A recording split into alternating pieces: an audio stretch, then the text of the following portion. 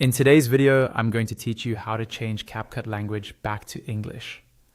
If your CapCut interface suddenly switched to another language, or maybe you accidentally changed it yourself, don't worry. In just a few clicks, you can bring everything back to English, even if you can't read the language it's currently in. I'll walk you through the process slowly so you can follow along on your own screen. First, open CapCut in your browser and log into your account as you normally would. Give the page a moment to fully load so that all the menus and icons appear. Even if the words are unfamiliar, the layout and the icons will still look the same. Now, look towards the top right corner of the CapCut page. You should see your profile area there. This is usually represented by either your profile picture or a generic user icon. Click on that icon to open a small drop-down menu.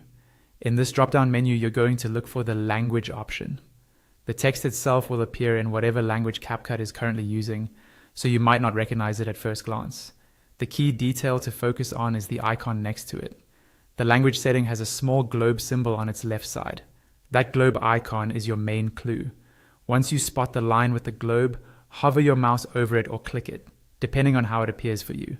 When you hover or click on the option with the globe icon, a list of available languages should appear. Scroll through this list until you find English. The word English will be written in English, so it should be easy to recognize among the other languages. Click on English to select it. As soon as you do this, CapCut will automatically refresh the page. This might take a few seconds, so just wait and don't click away while it's reloading. Once the refresh is complete, the entire interface, including menus, buttons, and labels, should now appear in English. At this point, you can navigate around CapCut to double check that everything is back to normal.